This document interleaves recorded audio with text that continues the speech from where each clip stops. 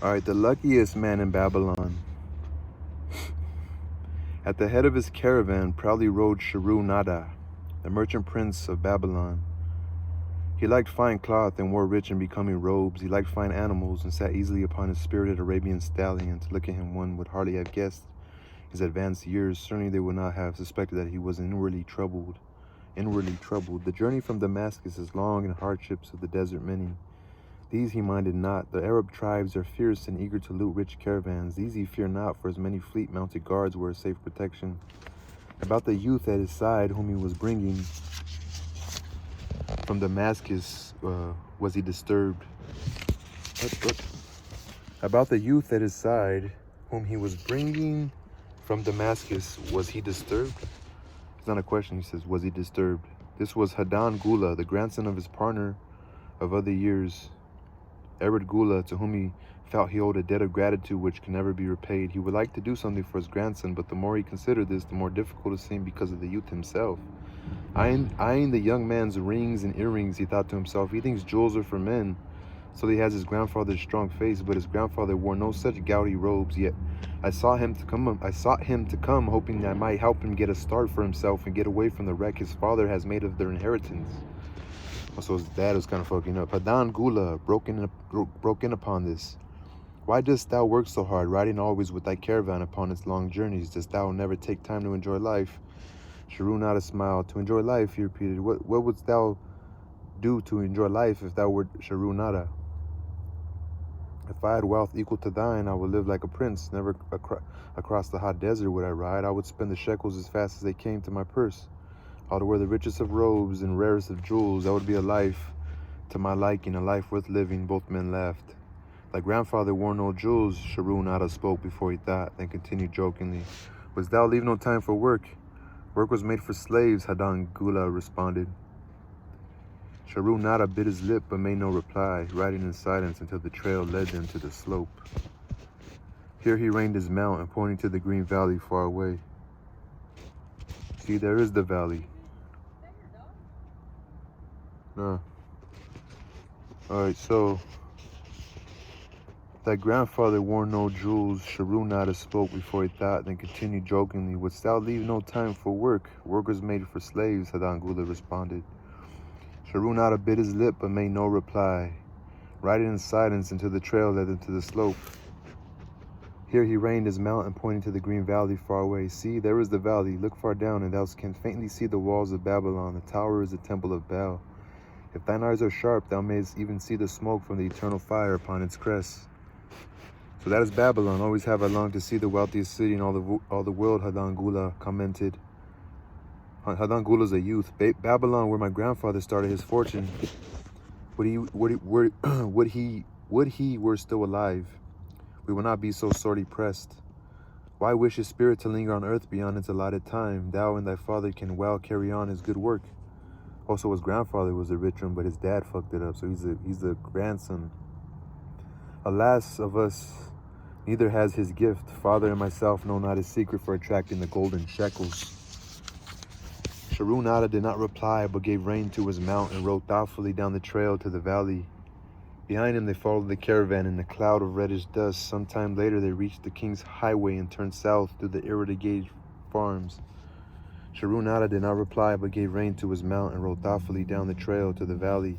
Behind them followed the caravan in a cloud of reddish dust. Some time later they reached the king's highway and turned south through the irrigated farms. 3 old men plowing a field caught Nada's attention. They seemed strangely familiar. How ridiculous. One does not pass a field after 40 years and find the same men plowing there, yet something within him said they were the same. One with an uncertain grip held the plow, the others laboriously plodded beside the oxen, ineffectually beating them with their barrel staves to keep them pulling. 40 years ago he had envied these men. How gladly he would have exchanged places. But what a difference now. With pride he looked back at his trailing caravan, well-chosen camels and donkeys loaded high with valuable goods from Damascus. All this was but one of his possessions. He pointed to the plowers, saying, still plowing the same field where they were 40 years ago. They look it, but why thinkest thou they are the same? I saw them there, Nada replied. Recollections were racing rapidly through his mind. Why could he not bury the past and live in the present? Then he saw, as in a picture, the smiling face of Arad Gula, the barrier between himself and the cynical youth beside him dissolved. But how could he help such a superior youth with his spendthrift ideas and bejeweled hands? Work he could offer in plenty to willing workers, but not for men who considered themselves too good for work. Yet he owed it to Arad Gula to do something, not a half-hearted attempt. He and Arad Gula had never done things that way. They were not that sort of men. A plan came almost in a flash. There were objections. He must consider his own family and his own standing. It would be cruel, it would hurt. Being a man of quick decisions, he waived objections and decided to act. A plan came almost in a flash. There were objections. He must consider his own family and his own standing. It would be cruel. It would hurt. Being a man of quick decisions, he waived objections and decided to act. Wouldst thou be interested in hearing how thy worthy grandfather and myself joined in the partnership which proved so profitable? He questioned. Why not just tell me how thou madest the golden shekels? That is all I need to know, the young man parried, not listening. Sharunada ignored the reply and continued. We start with those men plowing. I was no older than them, thou, as the column of men in which I marched approached. Good old Megiddo, the farmer, scoffed at the slipshod way in which they plowed. Megiddo was chained next to me. Look at the lazy fallows, he protested. The plow holder makes no effort to plow deep, nor do the beaters keep the oxen in the furrow. How can they expect to raise a good crop with poor plowing? Didst thou say Megiddo was chained to thee? Hadan Gula asked in surprise. Hold on. I lost my train of thought. Sharunada ignored the reply and continued. We start with those men plowing. I was no older than thou, as the column of men in which I marched approach. Good old Megiddo, the farmer, scoffed at the slipshod way in which they plowed.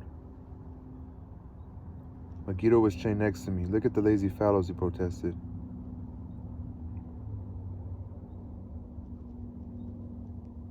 Okay, now we get it. How can they expect to raise a good crop with poor plowing? Didst thou say Megiddo was chained to thee? Hadan Gula asked in surprise. Yes, with bronze collars about our necks and a length of heavy chain between us. Next to him was Zabado, the sheep thief. I had known him in Haran. At the end was a man we called Pirate because he told us not his name. We judged him as a sailor, as he had entwined serpents tattooed upon his chest in sailor fashion. The column was made up thus so men could walk in fours. Thou wert chained as a slave, Hadan Gula asked incredulously. Did not thy grandfather tell thee I was once a slave? He often spoke of thee, but never hinted of this. He was a man thou couldst trust with innermost secrets. Thou, too, art a man I may trust, and am I not right? Sharunada looked him squarely in the eye.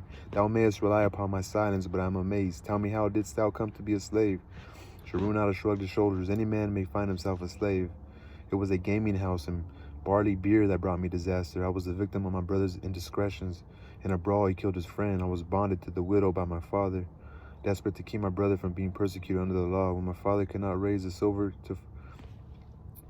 in a brawl, he killed his friend. I was bonded to the widow by my father, desperate to keep my brother from being persecuted under the law. When my father could not raise the silver to free me, she in anger sold me to the slave dealer.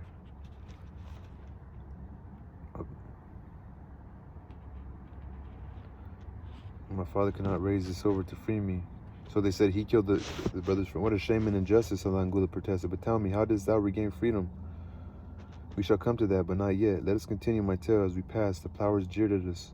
One did not doff his ragged hat and bow low, calling out, Welcome to Babylon, guests of the king. He waits for three on the city walls where the banquet is spread, mud bricks and onion soap. With that they laughed uproariously. Pirate flew into a rage and cursed them roundly. What do those men mean by the king awaiting us on the walls? Wait. We shall come to that, but not yet. Let us continue my tale. As we passed, the plowers jeered at us. One did doff his ragged hat and bow low, calling out, Welcome to Babylon, guests of the king. He waits for thee on the city walls where the banquet is spread, mud bricks and onion soup. I see where the banquet is spread, mud bricks and onion soup. With that they laughed uproariously. Pirate flew into a rage, cursing roundly. What do those men mean by the king awaiting us on the walls? I asked them. So yeah, they're just, I guess they're new inmates, so those other inmates are talking shit to them. To the city walls you march to carry bricks until the back breaks. Maybe they beat thee to death before it breaks. They won't beat me, I'll kill them. Then Megiddo spoke up. It doesn't make sense to me to talk of masters beating willing, hard-working slaves to death. Masters like good slaves and treat them well. Who wants to work hard? Commanded Zabado. Those plowers are wise fellows. They're not breaking their backs, just letting on as if they be. Thou can't get ahead by shirking, Megiddo protested. If thou plow a hectare, that's a good day's work, and any master knows it. But when thou plow only a half, that's shirking. I don't shirk. I like to work, and I like to do good work, for work is the best friend I've ever known. Has brought me all the good things I've had, my farm and cows and crops, everything. Yeah, and where be these things now, scoffed Zabalo. I figure it pays better to be smart and get by without working. You watch Zabalo. If we're sold to the walls, he'll be carrying the water bag or some easy job, when thou, who like to work, will be breaking that bag carrying bricks. He laughed, his silly laugh. So the harder you work, they're going to want you to work hard. Terror gripped me that night. I could not sleep. I crowded close to the guard rope, and when the others slept, I attracted the attention of Cardoso, who was doing the first guard watch. He was one of those brigand Arabs, the sort of rogue who, if he robbed thee of thy purse, would think he must also cut thy throat. Tell me, Cardoso, I whispered, when we get to Babylon, will we be sold to the walls? Why want to know? He questioned cautiously. Canst thou not understand? I pleaded. I'm young. I want to live. I don't want to be worked or beaten to death on the walls. Is there any chance for me to get a good master?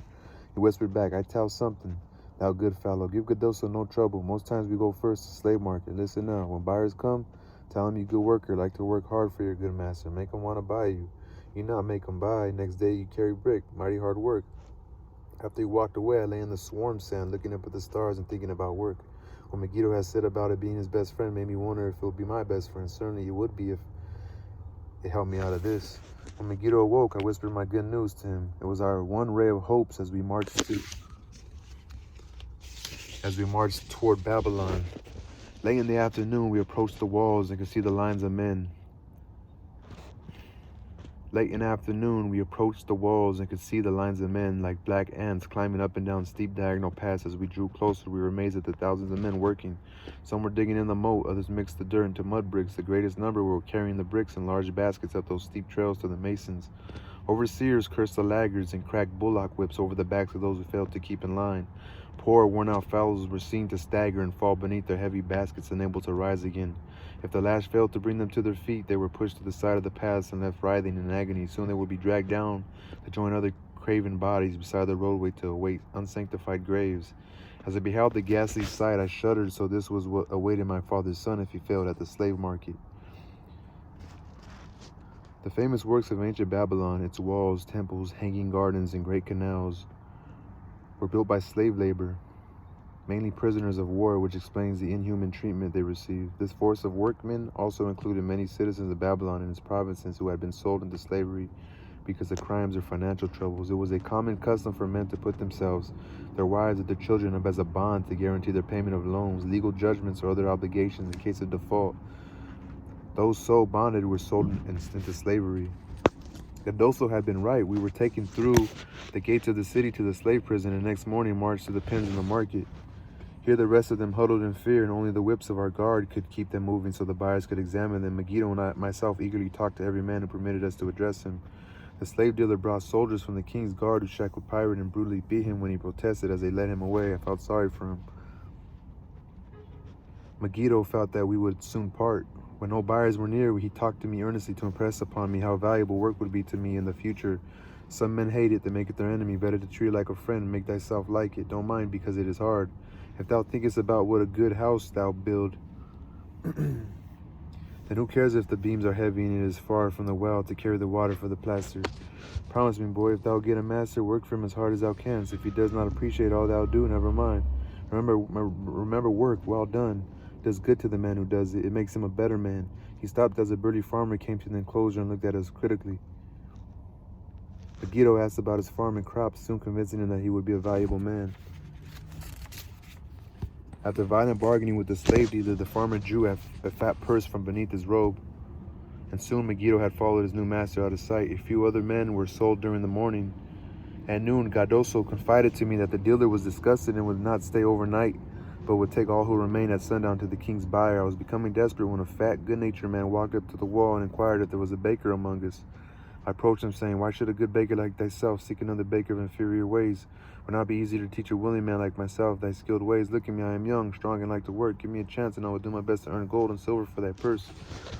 He was impressed by my willingness and began bargaining with the dealer, who had never noticed me since he had bought me, but now waxed eloquent on my abilities, good health, and good disposition. I felt like a fat ox being sold to a butcher. At last, much to my joy, the deal was closed. I followed my new master away, thinking I was the luckiest man in Babylon. My new home was much to my liking. Nana Nade, my master, taught me how to grind the barley in the stone bowl that stood in the courtyard, how to build a fire in the oven, and then how to grind very fine the sesame flour for the honey cakes. I had a couch in the shed where his grain was stored. The old slave house keeper Swasti fed me well and was pleased at the way I helped her with the heavy task. Here was a chance I had longed for to make myself valuable to my master, and I hoped to find a way to earn my freedom. I asked Nana Nate to show me how to knead the bread and to bake. This he did, much pleased at my willingness. Later, when I could do this well, I asked him to show me how to make the honey cakes, and soon I was doing all the baking. My master was glad to be idle, but Swasti shook her head in disapproval. No work to do is bad for any man, she declared. I thought it was time for me to think of a way by which I might start to earn coins to buy my freedom. As the baking was finished at noon, I thought Nana Nate would approve if I found profitable employment for the afternoons and might share my earnings with me. Then the thought came to me, why not bake more of the honey cakes and peddle them to hungry men upon the streets of the city? I presented my plan to Nana Nate this way. Hold on real quick. Okay, so I thought Nana Nate would approve if I found profitable employment for the afternoons and might share my earnings with me. Then the thought came to me. It was like a gang of people, runners and shit. I don't know what they're doing. They're just kids, probably in high school. My phone's burning up there anyway. So anyway, I got got my attention went off, so I wanted to restart. I felt this to think, hungry men upon the streets of the city. So the thought came to me, why not bake more of the honey cakes and peddle them to the hungry men upon the city? I presented my plan to Nana Nate this way. If I can use my afternoons after the baking is finished to earn for the coins, would it only be fair for thee to share my earnings with me, that I might have money of my own to spend for those things which every man desires and needs? Fair enough, he admitted. When I told him of my plan to peddle our honey cakes, he was well pleased. Here's what we will do, he suggested. Thou sellest them at 2 for a penny, then half of the pennies will be mine to pay for the flour and the honey and the wood to bake them. Of the rest I shall take half, and thou shalt keep half. Fair enough. Okay, so thou sellest them at 2 for a penny. And half of the pennies will be mine to pay for the flour and the honey and the wood to bake them. Of the rest I shall take half, and thou shalt keep half. So just for expenses, so that's pretty fair. I was much pleased by a generous offer that I might keep for myself 1/4 of my sales. That night I worked late to make a tray upon which to display them. Nana Nade gave me one of his worn robes that I might look well, and Swasti helped me patch it and wash it clean. The next day I baked an extra supply of honey cakes. They looked brown and tempting upon the tray as I went along the street, loudly calling my wares. At first no one seemed interested, and I became discouraged. I kept on, and later in the afternoon, as men became hungry, the cakes began to sell, and soon my tray was empty. Nana Nade was well pleased with my success and gladly paid me my share. I was delighted to own pennies. Makito had been right when he said a master appreciated good work from his slaves. That night I was so excited over my success I could hardly sleep and try to figure out how much I could earn in a year and how many years will be required to buy my freedom. As I went forth with my tray of cakes every day, I soon found regular customers. One of these was none other than my grandfather, Arad Gula. He was a rug merchant and sold to the housewives, going from one end of the city to the other, accompanied by a donkey loaded high with rugs and a black slave to tend it. Okay, as I went forth with my tray of cakes every day, I soon found regular customers. One of these was none other than my grandfather, Arad Gula. He was a rug merchant and sold to the housewives, going from one end of the city to the other, accompanied by a donkey loaded high with rugs and a black slave to tend it. He would buy 2 cakes for himself and 2 for his slave, always tarrying to talk with me while they ate them. My grandfather said something to me one day that I shall always remember. I like thy cakes, boy, but better still I like the fine enterprise with which thou offerest them. Such spirit can carry thee far on the road to success. But how canst thou understand, Hadan Gula, what such words of encouragement could mean to a slave boy? Lonesome in a great city, struggling with all he had in him to find a way out of his humiliation. As the months went by, I continued to add pennies to my purse. It began to have a comforting weight upon my belt. Work was proving to be my best friend, just as Megiddo had said. I was happy, but Swasti was worried. Thy master, I fear to have him spend so much time at the gaming houses, she protested. I was happy, but Swasti was worried. Thy master, I fear to have him spend so much time at the gaming houses, she protested. I was overjoyed one day to meet my friend Megiddo upon the street. He was leading 3 donkeys loaded with vegetables to the market. I am doing mighty well, he said. My master does appreciate my good work, for now I am a foreman. See, he doesn't trust the marketing to me. And also he is sending for my family. Work is helping me to recover from my great troubles. Someday will help me to buy my freedom and once more own a farm of my own. Time went on and Nana Nate became more and more anxious for me to return from selling. He would be waiting when I returned and would eagerly count and divide our money. He would also urge me to seek further markets and increase my sales. Often I went outside the city gates to solicit the overseers of the slaves building the walls.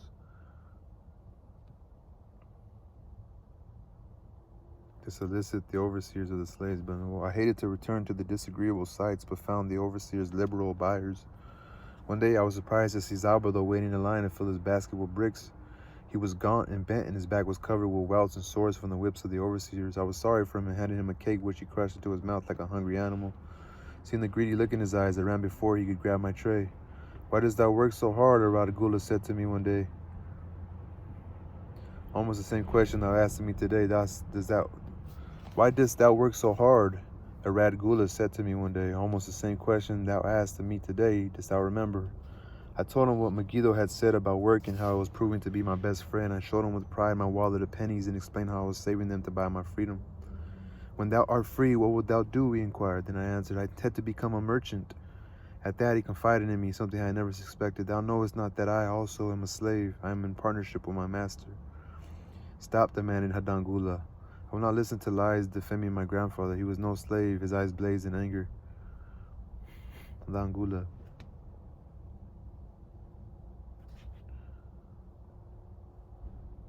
"Why dost thou work so hard?" Aradagula said to me one day. Almost the same question thou asked me today. Dost thou remember? I told him what Megiddo had said about work and how it was proving to be my best friend. I showed him with pride my wallet of pennies and explained how I was saving them to buy my freedom. "When thou art free, what wilt thou do?" he inquired. Then I answered, "I intend to become a merchant." At that he confided in me something I had never suspected. "Thou knowest that I also am a slave. I am in partnership with my master." Stop, demanded Hadangula. "I will not listen to lies defaming my grandfather. He was no slave." His eyes blazed in anger. Sharu Nada remained calm. "I honor him for rising above his misfortune and becoming a leading citizen of Damascus. Art thou his grandson, cast of the same mold? Art thou man enough to face true facts, or dost thou prefer to live under false illusions?" Hadangula straightened in his saddle, and a voice suppressed with deep emotion, he replied, "My grandfather was beloved by all. Countless were his good deeds. When the famine came, did not his gold buy grain in Egypt? And did not his caravan bring it to Damascus and distribute it to people so none would starve? Now thou say he was but despised slave in Babylon?"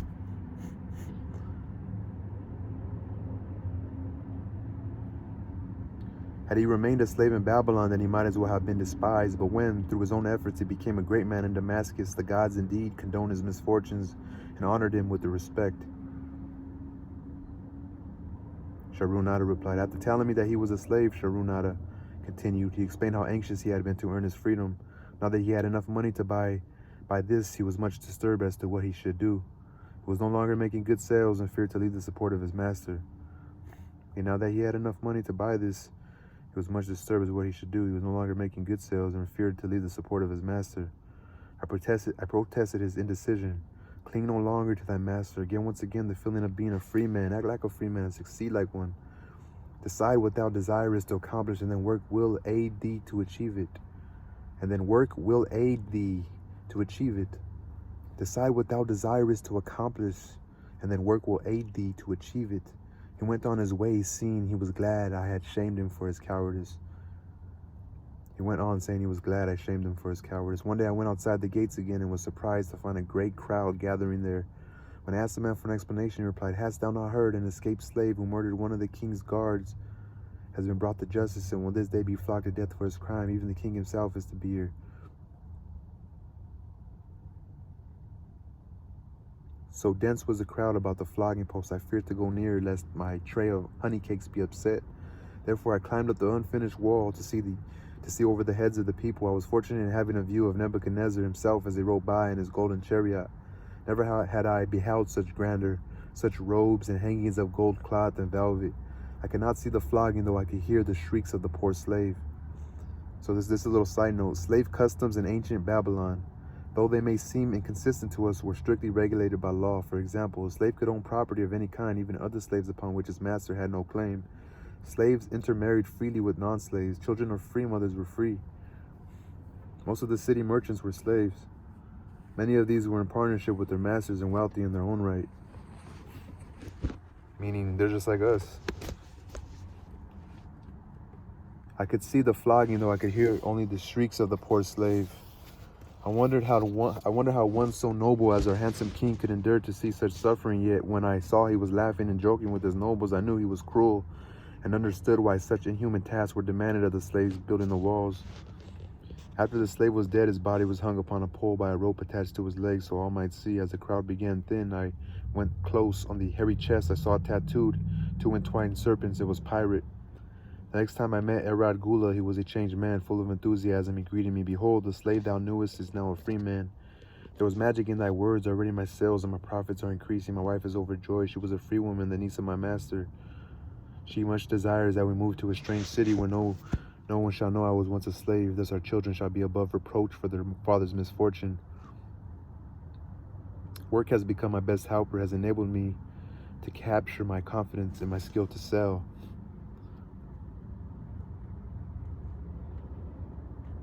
I was overjoyed that I had been able, even in a small way, to repay him for the encouragement he had given me. I was overjoyed that I had been able, even in a small way, to repay him for the encouragement he had given me. One evening, Swasti came to me in deep distress. Thy master is in trouble. I fear for him. Some months ago, we lost much of the gaming tables. He pays not the farmer for his grain or his money. He pays not the moneylender. They are angry and threaten him. Why should we worry over his folly? We are not his keepers, I replied thoughtlessly. Foolish youth, thou understandest not. To the moneylender didst he give thy title to secure a loan. Under the law he can claim thee and sell thee. I know not what to do. He's a good master. Why, oh why, should such trouble come upon him? Why should we worry over his folly? We are not his keepers, I replied thoughtlessly. Foolish youth, thou understandest not. To the moneylender didst he give thy title to secure a loan. Under the law he can claim thee and sell thee. I know not what to do. He's a good master.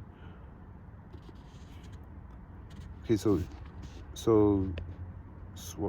why? I should trouble can't come up. He is a good master. I don't know what to. So the slave master who fucking gambles too much, he pays not the farmer for his grain or his money. He pays not the moneylender. They're angry and threaten him. Why should we worry? Is that's what the free slave is saying. That's what the guy telling the story is saying. Foolish youth, thou understand not. To the moneylender did he give thy title to secure a loan. Thy, I think it's mine, right? Thy. So the Swasti, the lady helper, I think, the lady slave, he can't pay, so her life, they're gonna take her and sell her. He's a good master. Why should such trouble come upon him? Not were Swasti's fears groundless. While I was doing the baking next morning, the moneylender returned with a man he called Sasi. This man looked me over and said, I would do. So the moneylender waited not for my master to return, but told Swasti to tell him he had taken me. With throwing the robe on my back and the purse of pennies hanging safely from my belt, I was hurried away from the unfinished baking. Wow, I was whirled away from my dearest hopes as the hurricane snatches a tree from the forest and casts it into the surging sea. I was whirled away from my dearest hopes as the hurricane snatches a tree from the forest and casts it into the surging sea. Again, a gaming house and barley beer had caused me disaster. Sasi was a blunt, gruff man. As he led me across the city, I told him of the good work I had been doing for Nananade and said I hoped to do good work for him. His reply offered no encouragement because he's mad that the other guy owes him money. So sometimes you get slaves, probably mostly slaves that don't want to work, just giving up hope. So he's not even thinking anything. He's like, oh, whatever. He doesn't know who he is. I like not this work. My master likes it not. The king has told him to send me to build a section of the Grand Canal. Master tells Sasi to buy more slaves. His reply offered no encouragement. I like not this work. My master likes it not. The king has told him to send me to build a section of the Grand Canal. Master tells Sasi to buy more slaves, work hard and finish quick. Bah, how can any man finish a big job quick? Or so he's telling him he's just there to build a canal. Picture a desert with not a tree. Just low shrubs and a sun burning with such fury the water in our barrels became so hot we could scarcely drink it. I picture rows of men going down into deep excavation and lugging heavy baskets of dirt up soft, dusty trails from daylight until dark. Picture food served in open troughs from which we helped ourselves like swine. We had no tents, no straw for beds. That was the situation in which I found myself. I burned my wallet in a marked spot, wondering if I would ever dig it up again. At first I worked with good will, but as the months dragged on, I felt my spirit breaking. Then the heat fever took hold on my weary body. I lost my appetite and could scarcely eat the mutton and vegetables. At night I would toss in unhappy wakefulness. In my misery I wondered if Zabado had not the best plan. to shirk and keep his back from being broken and worked, and I recalled my last sight of him and knew his plan was not good. I thought of Pirate with his bitterness and wondered if it might be just as well to fight and kill. The memory of his bleeding body reminded me that his plan was also useless. Then I remembered my last sight of Megiddo. His hands were deeply calloused from hard work, but his heart was light and there was happiness on his face. His was the best plan.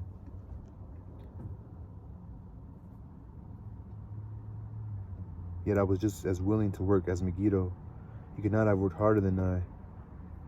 Why did not my work bring me happiness and success? Was it work that brought Megiddo happiness, or was happiness and success merely in the laps of the gods? Was I to work the rest of my life without gaining my desires, without happiness and success? All of these questions were jumbled in my mind. I had not an answer. Indeed, I was sorely confused. Several days later, when it seemed that I was at the end of my endurance, and my questions still unanswered, Sasi sent for me. A messenger had come from my master to take me back to Babylon. I dug out my precious wallet, wrapped myself in the tattered remnants of my robe. It was on my way. Could have gave up. As we rode, the same thoughts of a hurricane whirling me hither and thither kept racing through my feverish brain. I seemed to be living the weird words of a chant from my native town of Harum, besetting a man like a whirlwind, driving him like a storm, whose course no one can follow, whose destiny no one can foretell. Was I destined to be ever thus punished for I knew not what? What new miseries and disappointments awaited me? When we rode to the courtyard of my master's house, imagine my surprise when I saw Arad Gula awaiting me. He held me down and hugged me like a long-lost brother. As we went our way, I would have followed him as a slave should follow his master, but he would not permit me. He put his arm about me, saying, I hunted everywhere for thee. When I had almost given up hope, I did meet Swasti, who told me of the moneylender who directed me to thy noble owner. A hard bargain he did drive and made me pay an outrageous price, but thou art worth it. Thy philosophy and thy enterprise have been my inspiration to this new success. Megiddo's philosophy, not mine, I interrupted. Megiddo's and thine, thanks to thee both. We are going to Damascus, and I need thee for my partner. See, he exclaimed, in one moment thou wilt be a free man. So saying, he drew from beneath his robe the clay tablet carrying my title. This he raised above his head and hurled it to break in 100 pieces upon the cobblestones. With glee, he stamped upon the fragments until they were but dust. Tears of gratitude filled my eyes. I knew I was the luckiest man in Babylon. Work, thou see, by this, in the time of my greatest distress, this proved to be my best friend. My willingness to work enabled me to escape from being sold to join the slave gangs upon the walls. It also so impressed thy grandfather, he selected me for his partner. Then Hadan Gula questioned, was work my grandfather's secret key to the golden shekels? It was the only key he had when I first knew him. Sharon Ada replied that grandfather enjoyed working, the gods appreciated his efforts and rewarded him liberally. I began to see how Dangula was speaking thoughtfully. Work attracted as many friends who admired his industry and the success it brought. Work brought him the honors he enjoyed so much in Damascus. We brought him all those things I have approved, and I thought work was fit only for slaves. Work brought him all those things I have approved, and I thought work was fit for only slaves.